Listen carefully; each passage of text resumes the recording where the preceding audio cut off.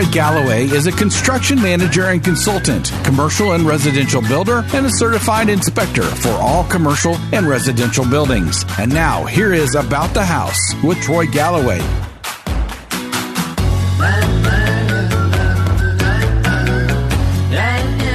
Hello, folks. Welcome to About the House. This is your audio university of knowledge on everything about your home, from construction to maintenance to remodeling, real estate, even investing. And through the blessing of the answer, we also have a forever library through our podcast. Every week we have some special subject that we love to air or a trade that we're trying to highlight, and that way you can go back and specialize in exactly what you're looking for. This is Troy Galloway, your humble host, owner of Galloway Building Services. Just like this show, we're one of a kind. There isn't another company in the Midwest that provides the unique services we do for people throughout the Midwest every day. We help people with construction consulting. If you have any questions whether your job's being done right or you're just wanting to make sure that you're getting what you paid for, give us a call. New construction inspections, commercial and residential inspections, as well as any construction conflict resolutions. And if you need to hire an expert witness for any litigation, give us a call, which kind of leads us right into our guest right here. We're going to jump over there in a minute. But been doing this for 35 years. We need to give out a shout out to one of our sponsors, J&H Properties, agent brokers.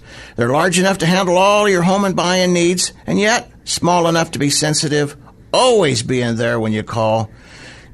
Never being passed off to somebody you might not even know in the office. You're working with the agent, you stay with that agent all the way through. You know, buying and selling your home is very stressful, and it's a great feeling to know you have somebody in your corner that's always there for you. So give them a call. 314-602-4835. That's J&H Properties. 314-602-4835. Hey, today I got a great show, and I got a good friend I've worked with for the last several years. We talk about litigation work. We actually brought in a professional real estate and construction attorney. He does other types of work too, but we work together on some projects. That's how I know Matt Nagel, a bi-state law firm. And I'm not going to say any more for him because he's a professional litigator and man knows how to do his own talking. Jump in here, Matt. Introduce yourself. Hey, Troy. Thanks for having me on today. Like he mentioned, my name's Matt Nagel. I'm the founder and the managing partner over at the Bi-State Law Center.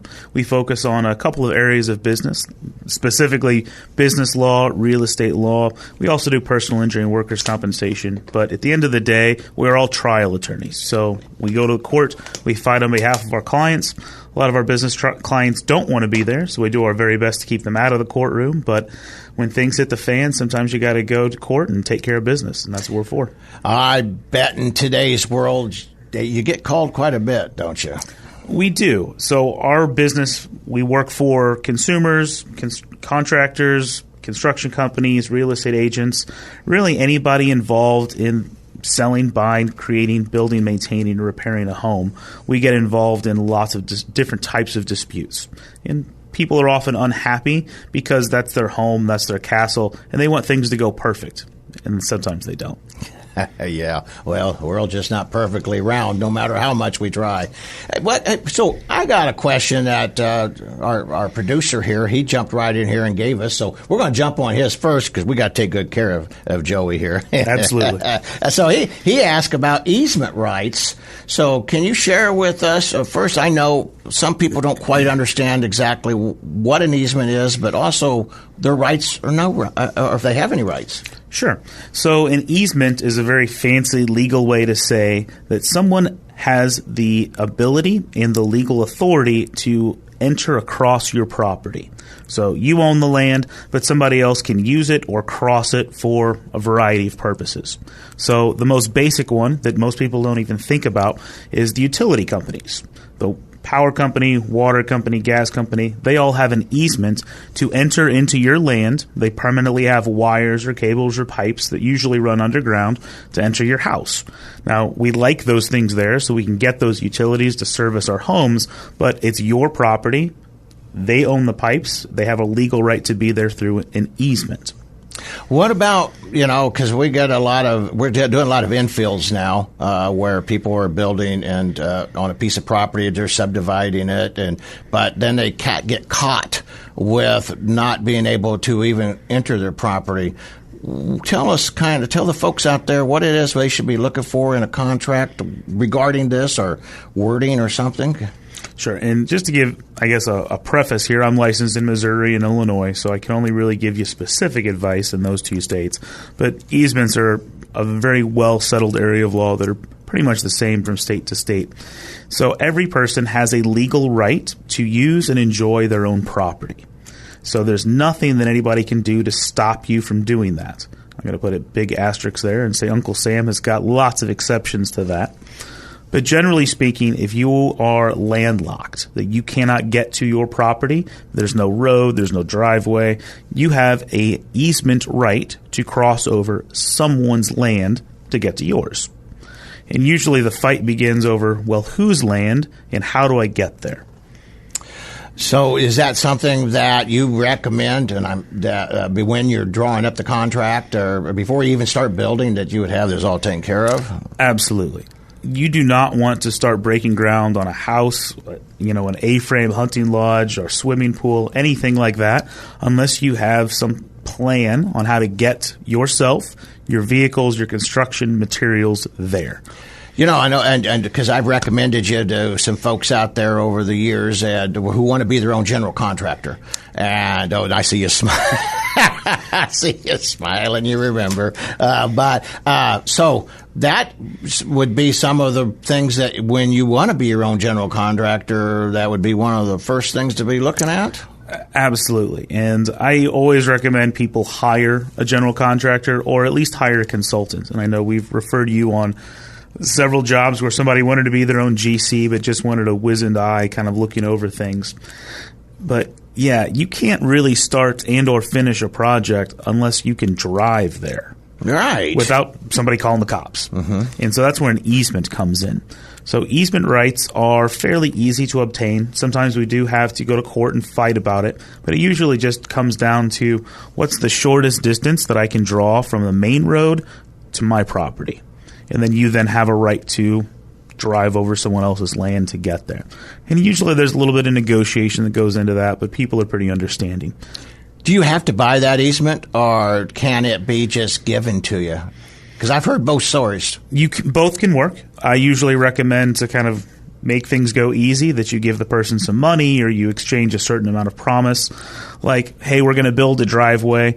I promise to maintain it and take care of it, but you can use it too as long as it's going over your land. So, of course, you can use it, but I'll pay for the upkeep and the maintenance. So we're going to move right in out of easements, and we're not going to catch it all in this segment, but I would like to move into the general contracting part of it.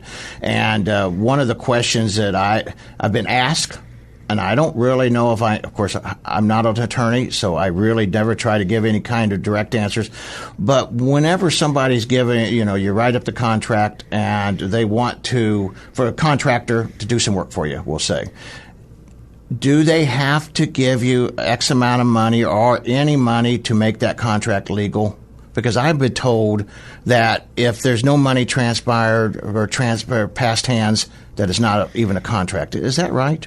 Not necessarily. So, like all great attorneys, Troy, there's never a specific answer. So you're well on your way to passing the bar. But for a valid contract to exist, you need something called mutual consideration. And this is what lawyers are looking for when they're talking about, is there a deal or is there not a deal? So most of the time you're talking about money, but all mutual consideration has to be is an exchange of promises to do something or not do something. And if you say, Troy, I'm going to pay you $500 to review these contracts and give me an opinion if they're in good shape or they need some work. You say, okay, deal. We don't need to write that down, and we have a contract. Now, I could come back later and say, Troy, I'm not going to pay you the $500. You can go fish. The problem is you've already canceled your fishing trip to make time to review those documents. Mm-hmm. So you have given up something, and that person hasn't followed through. So there is a breach of contract that might end up in litigation. I see. So that's a good point. I guess that money would be a good idea. I mean, how would you document that it even expired? Hey, we're wrap. I'm going to have. Sorry, I get folks. I do this every week. I get so involved in our guests. I am going to walk us out of this segment. We're going to come right back in on contracts and general contracting. We got a whole bunch more questions. Hey, folks, I want you to take a moment here while you can during the break. Write down some answers or some questions that you would like to have answers to, and present them to Galloway Building Services Facebook page and our Galloway Building Services webpage, and we'll get them over to Matt at Bi-State Law Firm, and he will help you out and answer any questions, because I know that the more we talk, the more the questions pop up. And so, anyway, folks, thank you for listening. We appreciate your time, and we will catch you on the other side. Thank you.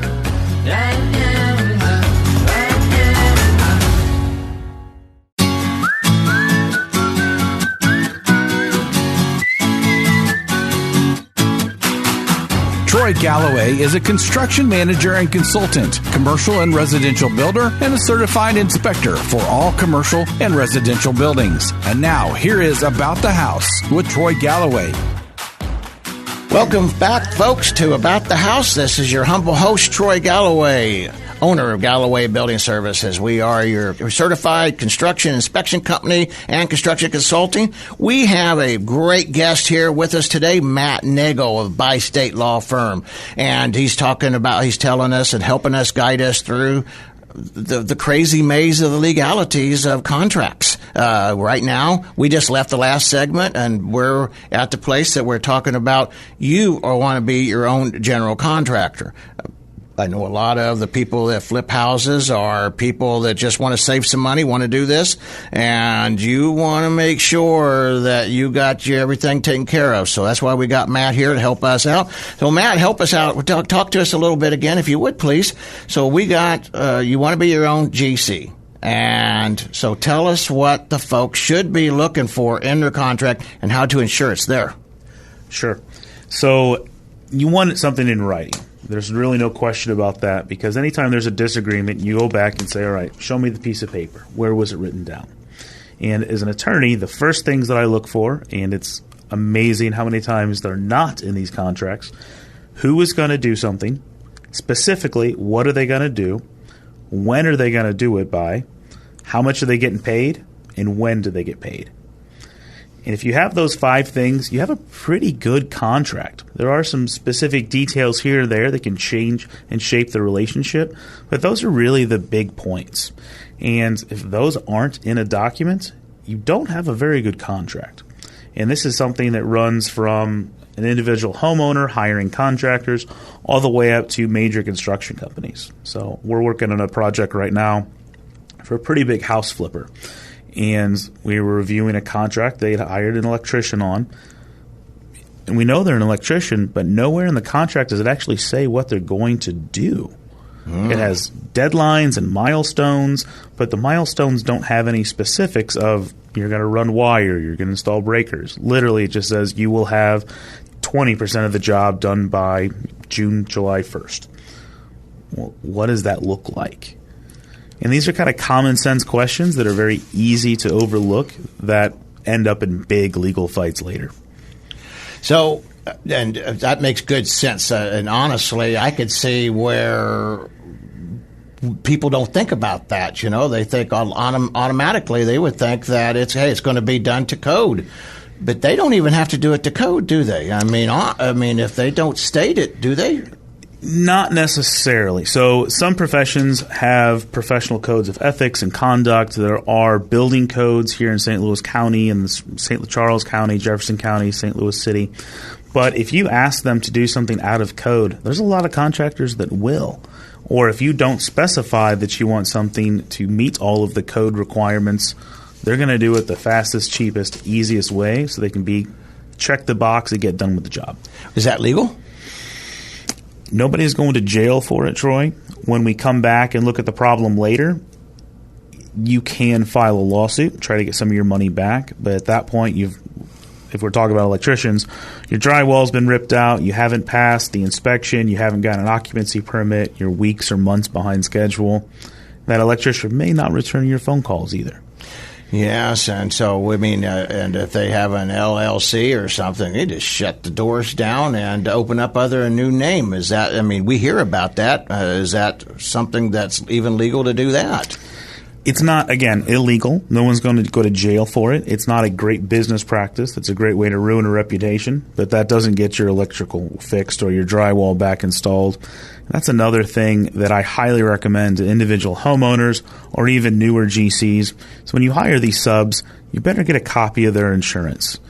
Talk to him about that, because I preach this all the time, and I think this is really, really important. So individual homeowner needs a roof replaced, or he needs some electrical work done.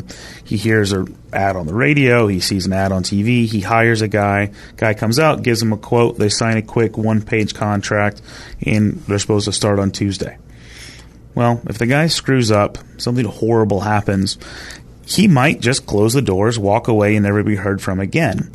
But if he had commercial general liability insurance, there's a company that will come in and step in his shoes and take care of those damages. An insurance company. The problem is you don't know who they are unless you get that certificate of insurance. At the same time, that also gives you as the homeowner or the project owner some assurance that these people are legitimate, that they've thought ahead, they've secured insurance for this project, and they're going to hopefully do it the right way. But if they don't, there's a safety net. So now we see this, and you and I was just talking about this at break time, and that was people going to Google, and they get they become a genius, they Google something, and they think, well, the world's got to be by this standards and format. Well, tell us the pitfalls and the dangers of not going to somebody like yourself, that's a specialist in the area. So my real law degree was way more expensive than anyone's Google law degree. I have it in a very fancy frame in my office.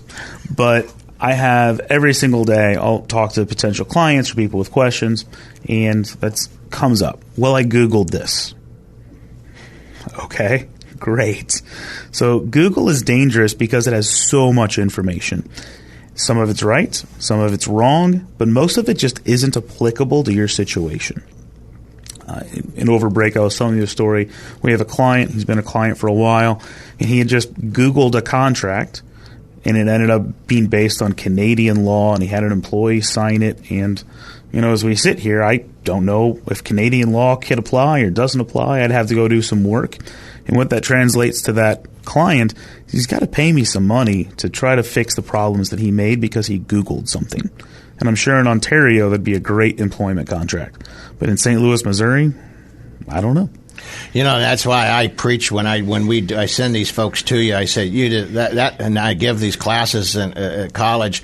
I said you got to go to an attorney, and before you even start your project, and get in a contract from them, because you write contracts for folks, right? Mm-hmm. Absolutely. But you also bless them too. Somebody was say for instance the Google guy. Before he made that mistake, he could have Googled it and asked you to look at it. You help people like that, right? Absolutely. And a big part of what I do all day long is just reviewing contract language to make sure that it has either the standard verbiage or that it works for what our client's goals are.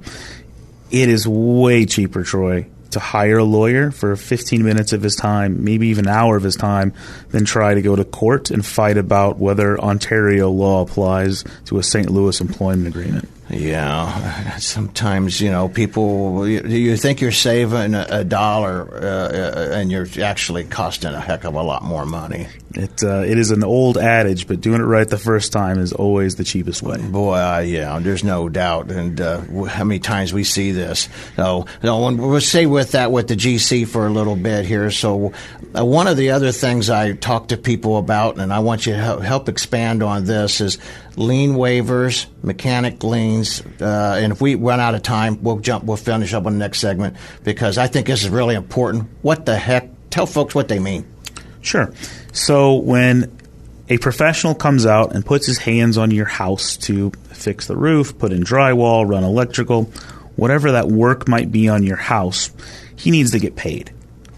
If he is not paid, he has the ability to file what's called a mechanic's lien.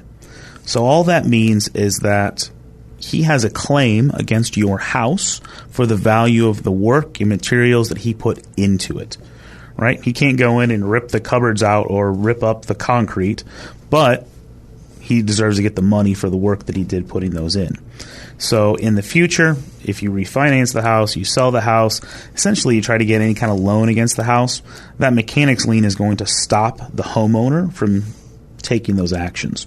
And so that's a way that a materialman or a contractor can get paid, even if the homeowner stiffs him or the GC goes out of business. Now, there's got to be specific language in that contract in regards to that? Absolutely. So mechanics liens are controlled by statute. There are special magic words that must be in the contract. There's special magic actions you have to take after the fact if you want to file a mechanics lien. Yeah, well, I want to talk a little bit more about mechanic's lien on the other side of this segment here, because I think it's just so important that everybody absolutely understands, like the longevity of them, how often they got to go back and renew them, things like that. So, folks, we are going to wrap up this segment. I know you're enjoying it as much as I am. And like I said, make sure you make these notes. Reach us out to Galloway Building Services Facebook page, or reach out to us on our web page. Ask Matt any questions that you have. Matt's going to give you some information on how to reach out to him, and we will take care of you in any way we can. Thank you. See you on the other side.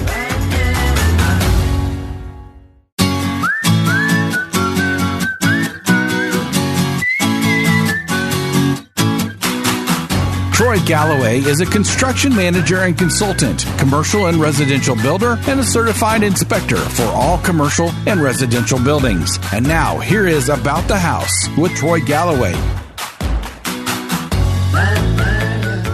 Welcome, folks, to About the House. This is your humble host, Troy Galloway, owner of Galloway Building Services. We are your certified construction inspection company, from new construction to residential to commercial.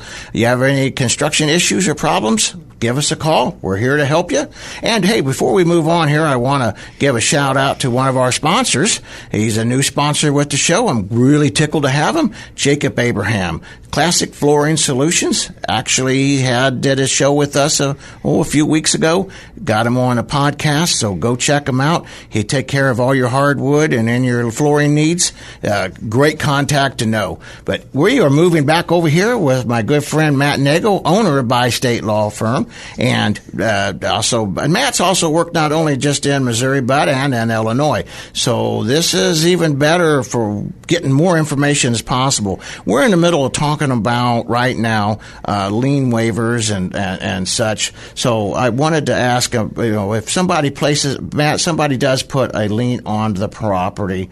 Well, first, how do you make sure that the liens don't get put on your property fraudulently? Meaning that they just do it and they don't have their paperwork right. Sure. So as a homeowner, you hire a contractor. He brings in some subs. They do some work. In terms of liens, the big concern you have is the general contractor didn't pay the subs, or he didn't pay Home Depot, or he didn't pay the electrical depot where they got the materials from. So as the homeowner, as part of that final package where they sign off and say everything's complete, you want lien waivers. So these are essentially forms that say everybody's been paid, the job is done, everything's taken care of, signed, sealed, and delivered. And so that literally waives the contractor's right to place a lien on your property. Explain to us about partial lien waivers, because that's something that we see a lot also out there where you tell them. Sure. So in the natural repair or construction, especially of a home, certain jobs have to get done first, right? Concrete has to go down before you lay hardwood, or you got to lay electrical before you put the drywall up. You can get a partial lien waiver on a job because either an aspect of the job is complete, like all the electrical is done, but guys are still out there working on drywall, or a portion of the project is complete. Like we have 2 wings of a hospital we're building. The east wing is done, but the west wing is still under construction. You can get partial lien waivers issued by the contractors to the project owner, and that is a big deal for financing with the banks, especially if they're releasing funds on a periodic basis. So a partial lien waiver, because I've heard some of these contractors try to do this, and so tell me if I'm right or wrong here, but they use a partial, so they haven't paid all their bills yet.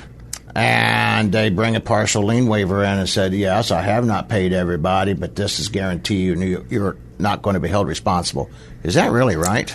That's not exactly the way a partial lien waiver works. Mm-hmm. So a partial lien waiver, again, works where something is complete, but there's other work still being done. So, again, the general might say, hey, we're going to give you a partial lien waiver because the electric is complete. And I'm promising you the electrician's been paid, and all the electrical materials have been taken care of. And so you, then as the project owner or the homeowner, if you see some lien from an electrician, you can get rid of it with that lien waiver. What happens if they say they do a fraudulent lien? And they lock your property up. What can you do as the homeowner or property owner? What can you do besides call you? Is there something they can do first? Well, in a situation like that, you do have the option of calling the police and making a police report. So in Missouri and Illinois, filing a false lien against a property does carry some criminal penalties with it. Now, I'm not a criminal attorney. I can't really get into the details of that, but you think somebody harmed you and you think it's a crime, call the cops. Now, in terms of fixing the lien against your property, what we're looking at as attorneys is what's called a quiet title lawsuit. So we always start with negotiation, trying to see what can we do to make this right. Does this person need some money, or they didn't get paid, or somebody should take care of them in some way? But ultimately, if they're not willing to budge, we would file that lawsuit with the court and ask them to remove it. So there is ways of getting this done, and so you don't get tied up in all this. I can see this being a mess, and I'm going to bring you back and talk to you about liens and such, because we're seeing as real estate agents, and I'm not a real estate agent, but we do work with a lot of them where Leclerc Gas or some of the others, municipal, they put liens on it because nobody paid. But I see where they get all locked up. Is there, what can they do to help them? 15 seconds. Sure. So there's a lot of different types of groups that can put liens on your property, whether it's a contractor, it's a utility. But essentially the bank won't lend you any money and you won't be able to sell that property unless somebody pays those people. And that's what the lien is all about. It's a guarantee that we can't move the ownership unless I get paid. So we're not going to go there because I was getting ready to ask a personal lien question. Hey, we're always here. We're always here. I know it, and she knows your number, Ramona. She doesn't. It's not like it. That's not the first time she called you. Well, folks, hey, this has been fabulous. Hey, write down your questions and make sure you reach out to us, Galloway Building Services, and we got Matt Nagel here, the Bi-State Law Firm. Catch us on the other side.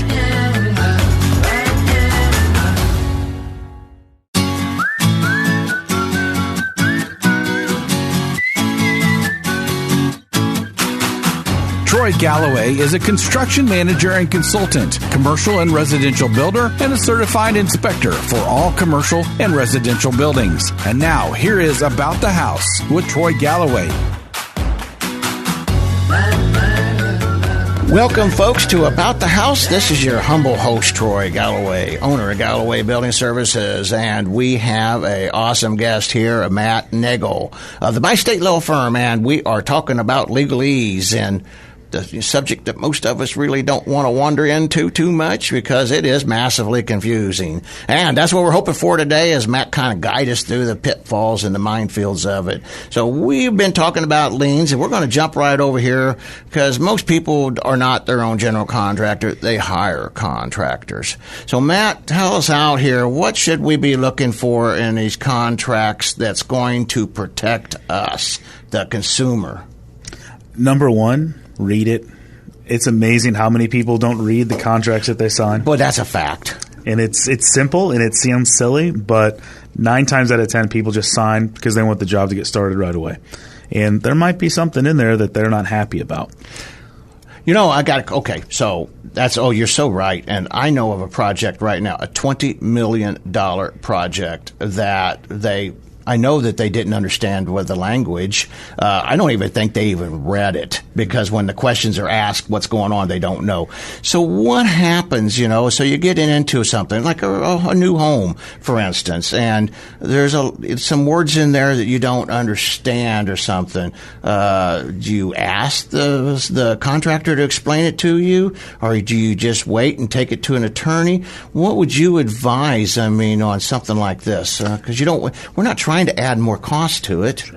You should always ask questions. If there's something you don't understand, make them explain it. But you should also understand that they're going to explain it for their own benefit.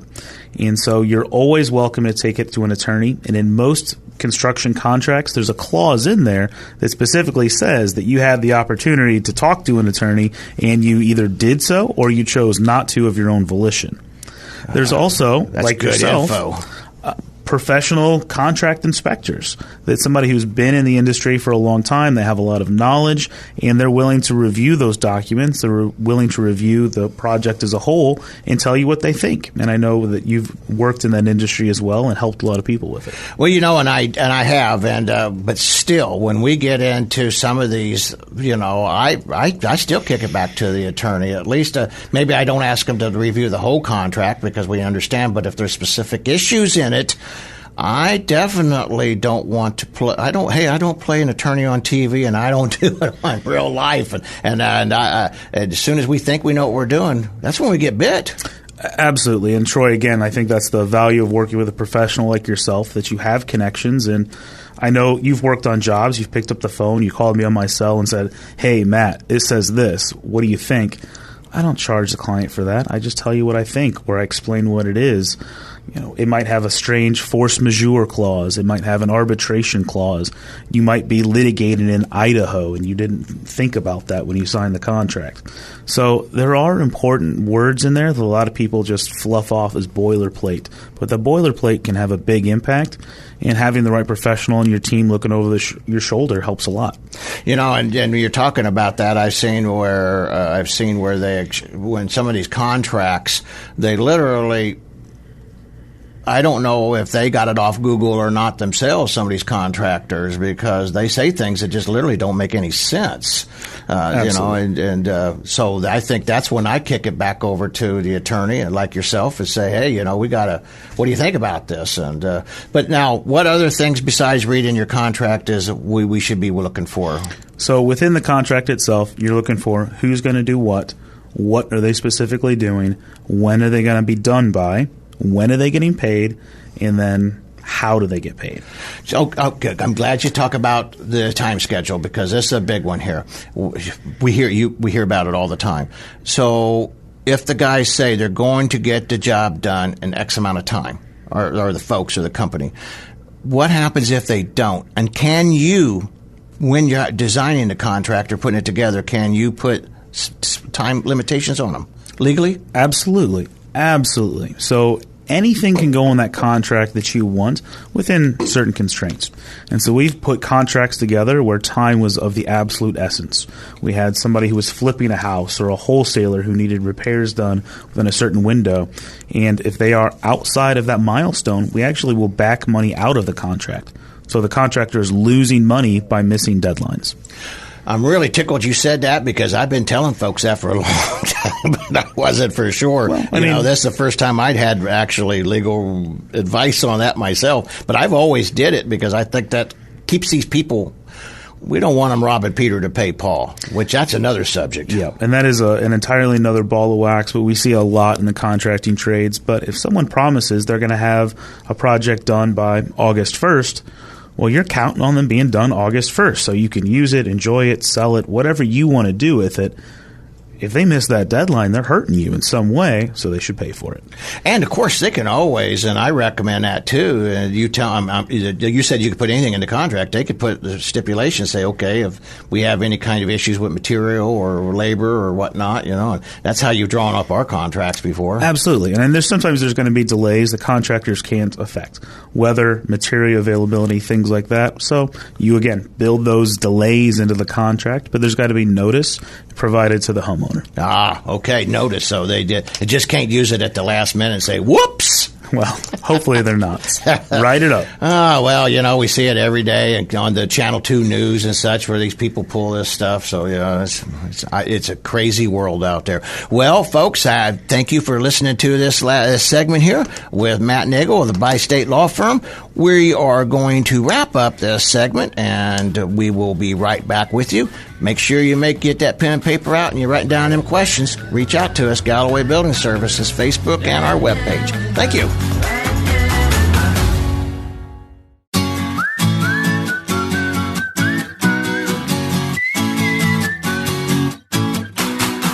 Troy Galloway is a construction manager and consultant, commercial and residential builder, and a certified inspector for all commercial and residential buildings. And now, here is About the House with Troy Galloway.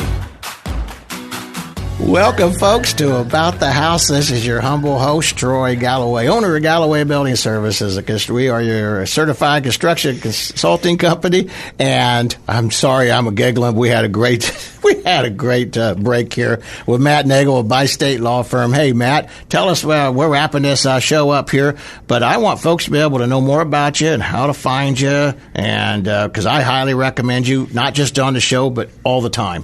Absolutely. And Troy, we appreciate that and appreciate you having me on today. Easiest way to get a hold of us is through our website at bystatelelaw.com, or our phone number is 888-519-2215. And Troy, for your listeners today, we are essentially going to do a free consultation. So any of the questions they have, any of the notes they've been taking like you've told them to, if they want to talk to a lawyer about it, just give us a call. We'll do our very best to help them, point them in the right direction. Again, our phone number is 888-519-2215. So, and you're located out of? So our primary office is in Chesterfield, Missouri. So it's West County, St. Louis. We have a little satellite office over in Millstadt, Illinois.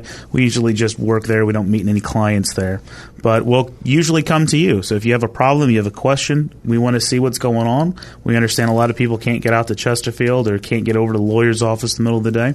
So we come out and see you where you live or where you work. And you work throughout the whole state of Missouri and Illinois. So because this show reaches all the way out to Kansas City, Springfield, Illinois, and Springfield, Missouri. We do. We work all throughout Missouri and everywhere in Illinois except Cook County. So Chicago plays by its own set of rules, and we're not going to go there. We'll leave that one alone. Yeah, I don't know what to even say about that one except shut up. Well, that's awesome, man. I really have enjoyed you coming on here with us here, Matt. And so we've touched base on liens and contracts and how to protect yourself. And there's just a ton of information.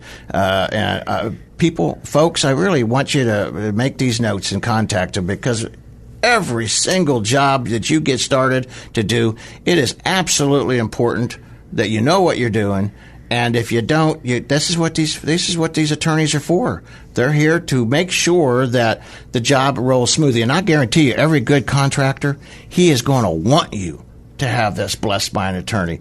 So he flows through the job. He knows what needs to be done, and he gets paid. And after all, that's what we all want, right? No headaches, and that's what Matt is all about, and the company attorneys are for. So make sure you do it. Hey, this is Troy Galloway, and as I've spoke several times, and I'm your host here. But I want to give a shout out here to one of our sponsors, J&H Properties, real estate brokers. They've been out here helping the folks in the St. Louis and Midwest area here for, 33 years now. And, they handle from VA loans or VA inspections to whatever you need. Anyway, as I stumble along, I hope they forgive me. Give them a call, J&H Properties. Phone number 314-602-4835. That is 314-602-4835. And my name's Troy Galloway. Give us a call. My phone number, if you have any questions, is also 314-520-6655. And you can find us out here either on The Answer, find either Matt or I on our Facebook pages and our web pages. And, just no question is a dumb question, because when it comes to stuff like this, you just got to make sure you're doing it the right thing. Well, Matt, thank you, sir. You've been a wonderful guest. got to have you come back. I can't say enough about this fella. I've known him. Actually, Matt's not only helped us, but he's helped my family. He's helped my friends. He's a easy to talk to guy. Some of these attorneys they're kind of, they say a lot of big words. Well, Matt's got the big words, but he talks to us that we can understand layman's terms. Thank you, folks, for listening to our show. Catch you next week.